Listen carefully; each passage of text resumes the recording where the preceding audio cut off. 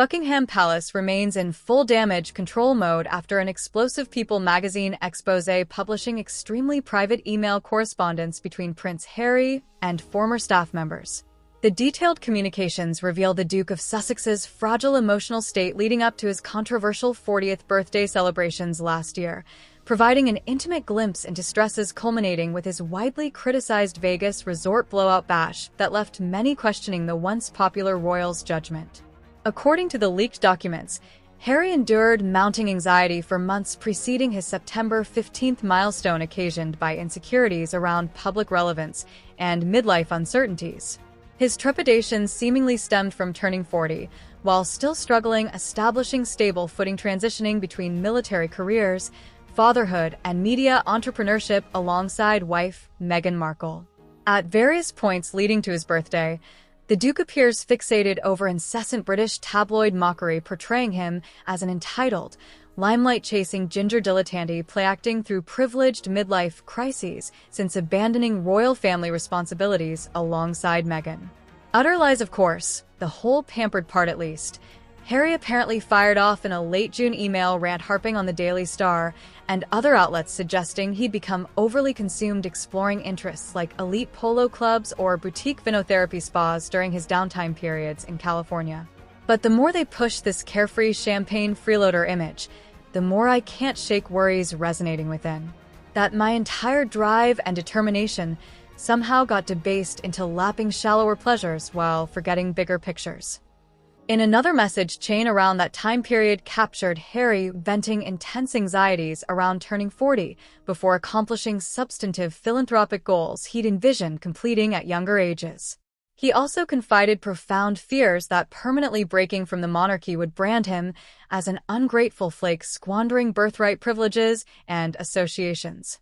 Without the support structure and public spotlight the BRF's British royal family global celebrity afforded building awareness platforms, there remains so much more groundbreaking activist work I desperately need accomplishing before getting pigeonholed as another celebrity dilettante, he wrote one aide helping plan events around his big birthday.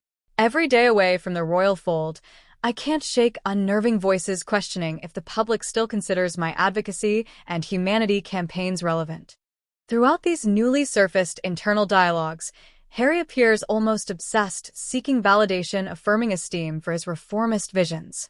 There are frequent lamentations over not garnering expected universal applause for using his princely platforms amplifying anti-war veteran causes, specifically voicing remorse about how media discourse around his past military record overshadowed moral stances, denouncing Western imperialist policies, underlying conflicts initially drawing him into combat zones.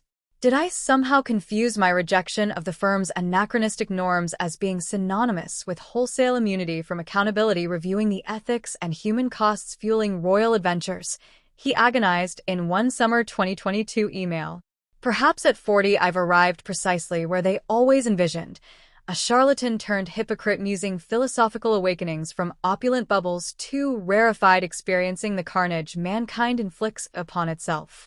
Dozens of other candid communications reveal Prince Harry's mindsets as his big 4-0 birthday approached, spiraling into surprising self-critical attacks concerning masculinity, aging aesthetics, and fears surrounding lasting cultural relevance. Have I unwittingly just become another grotesque byproduct of toxic patriarchal mindsets, perpetuating tired macho crutches once male vanities and physical vigor advantage declines? He questioned rhetorically in an August correspondence, referring to public perceptions around his family's rumored desire funding a casino resort, Lads Weekend, Bacchanalia in Dubai. Raging against society's warped gender norms feels like merely delusional posturing without truly evolving past the damaging value systems. At what point does a balding 40-year-old desperately throwing Vegas benders actually progress humanity? Harry also admitted profound childhood traumas carrying ongoing identity struggles into adulthood. Various sections of the leaked emails show him expressing self-doubts over whether the public might exclusively associate his humanitarian charity efforts and outspoken advocacy stances as solely self-serving antics, seeking validation substituting for real inner substance. Constant cynics primed rebuking every gesture as yet another vapid publicity grab should not faze me anymore. But inevitably the doubts creep back at life's crossroads like turning 40, those inner demons tauntingly questioning whether any measurable impact I've mustered defied inherited afflictions molding just another insecure statistic desperately clawing center stage. Harry typed in one email during a seeming moment of intense introspective vulnerability. Between these self-lacerating personal ruminations, there are also multiple references to behind-the-scenes royal insiders and friends urging Harry to lower public expectations and instead treat his landmark birthday as simply another routine day. However, the emails document how the Duke doubling down growing obsessed orchestrating an optics-defining celebration countering narratives diminishing his gravitas, which apparently laid groundwork sowing seeds for some of the more questionable entertainment booked surrounding Vegas pool parties and late-night regattas. Indeed, People's Expose alleges Harry began micromanaging every potential detail informing the optics for his milestone birthday from around late June onwards as a compensating reaction. Correspondences show him in constant dialogue with Meghan and close advisors workshopping various grandiose thematic ideas. These included curating a Royal Summit Gala, inducting youth climate advocates from around the globe as Knights of Compassion on a Caribbean island, or hosting a Rebel Renaissance Carnival, incorporating eras worth of cultural avatars throughout history who challenged power structures like Locke, Malala, MLK, and Maya Angelou. With all due respect, sir, many of these big-picture soiree concepts risk getting perhaps a touch overcalculated for what should ultimately amount to a dignified, personal milestone, one advisor chided while reeling in Harry's event vision several times. Our focus requires centering around achievable intimacy that celebrates you blossoming into an authentic man of service, not some gilded circus sideshow.